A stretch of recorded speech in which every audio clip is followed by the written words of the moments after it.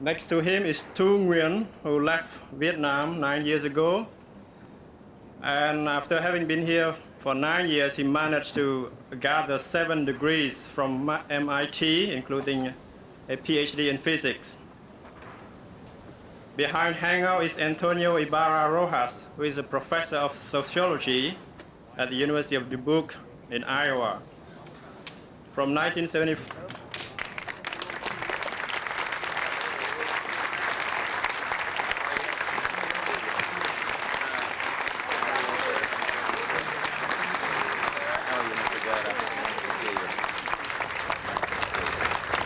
How are you? Good to see you. Yes. Very nice to see you. Nice to meet you. Welcome back from Europe. I'm glad. Please be seated, and thank you all for coming today to the White House. And I want to welcome you to the White House and to an occasion, Captive Nations Week, marked by sadness, but blessed by hope. And today we meet to signal our deep concern at the fate of nations, and peoples as well, whose liberty has been held captive. And we applaud the movement towards democracy taking place in the world and the changes yet to come. 6 months ago this week, I said in my inaugural address, "In man's heart, if not in fact, the day of the dictator is over. The totalitarian era is passing, its old ideas blown away like leaves from an ancient, lifeless tree." Well, I have just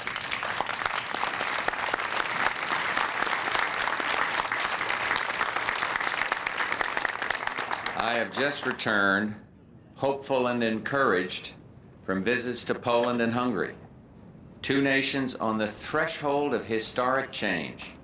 And I can say to you, the old ideas are blowing away. Freedom is in the air. For 40 years, Poland and Hungary endured what's been called the dilemma of the single alternative. One political party, one definition of national interest, one social and economic model. In short, one future, prescribed by an alien ideology. But in fact, that future meant no future, for it denied to individuals choice, to societies pluralism, and to nations self-determination. And yet in Poland and Hungary, a courageous people would not yield to despair. There, as elsewhere, the light of liberty would not go out.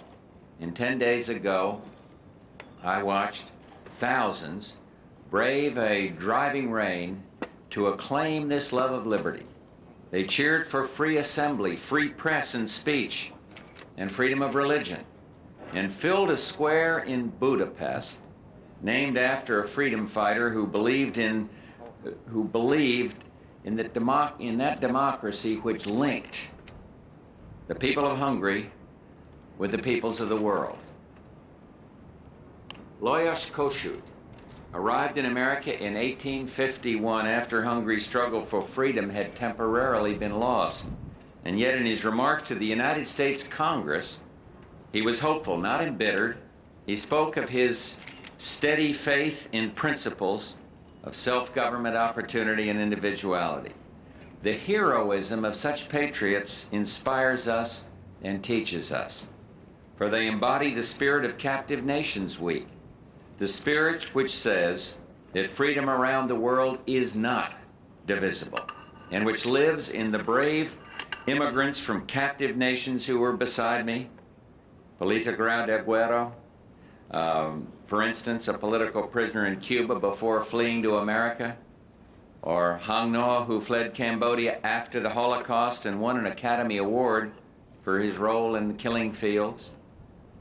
These 7 people are heroes, for they have shown the power of courage and free expression. And last week, I saw how the peoples of Poland and Hungary are leading the way toward this democratic future, casting rays of light on other nations that are not as fortunate. For within these nations, men and women are standing up for the cause of liberty, often at enormous cost. A cause the Czech writer Václav Havel once called the living in truth. This truth forms the heart of Captive Nations Week, for it dictates that liberty be political and economic, religious and intellectual.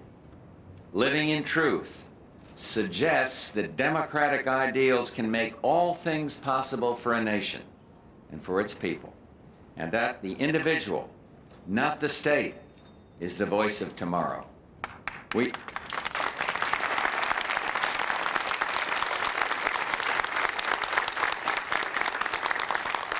We see that truth in the successful return of democracy to Pakistan and in Africa, where liberty lights those nations moving away from state socialism with new success. The hated system of apartheid is on the defensive, and in our hope for a Cambodia with self-determination for her people and a complete and verified Vietnamese withdrawal with no return to power by the Khmer Rouge.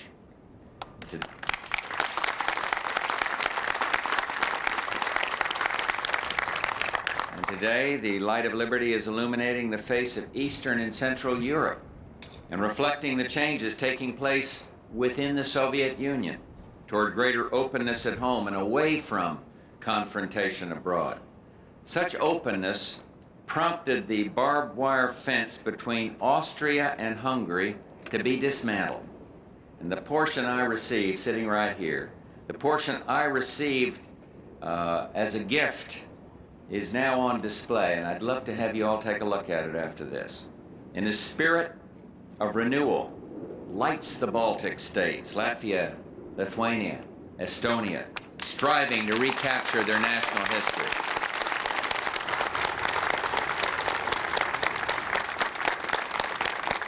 These nations know, as we know, that tide is moving toward change, economic and political.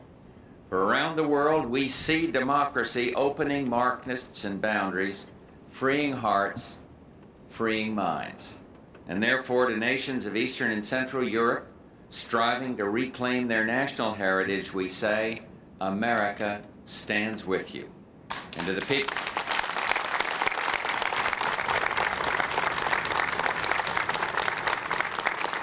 And to the peoples of China and Vietnam and Laos, Ethiopia and Nicaragua striving for freedom, we say, America stands with you. And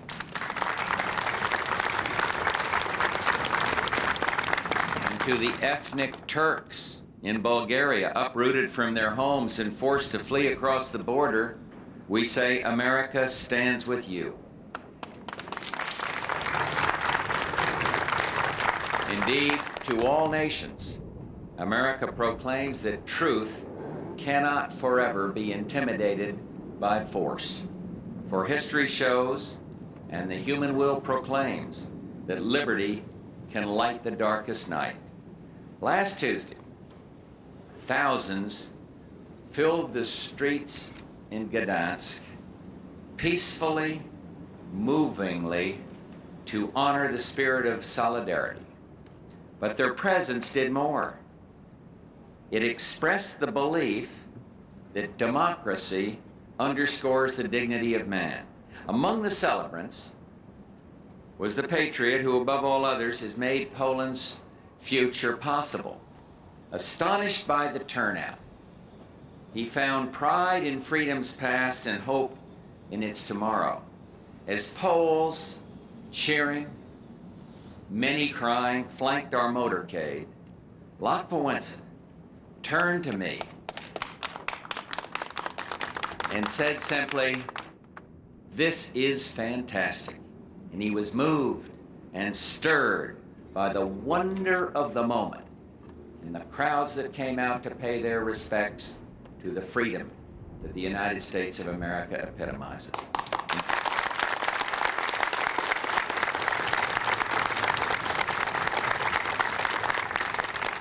And in coming years, that wonder can uplift the world in Prague and Kabul, Tallinn, Riga, Vilnius. And the hopes and dreams of people who believe in an open and peaceful world and who have endured much and who will survive everything through the triumph of the heart to love freedom, to overcome oppression. This is their spirit and the meaning of Captive Nations Week. We love them and we are with them, for we will never waver nor surrender. And so together, let us raise what Loyas Kossuth called the morning star of liberty, the star that can help all captive peoples know the dignity that sets men free. Thank you for your participation in this wonderful occasion. I'll never forget it, and God bless you.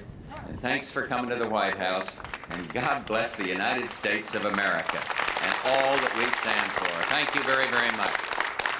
So nice to see.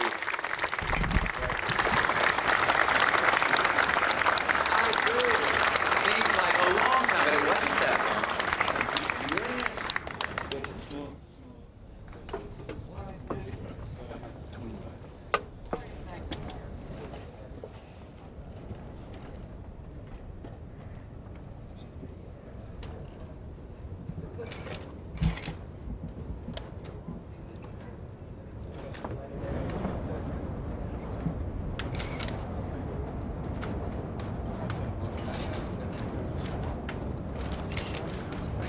Thank you all very, very much.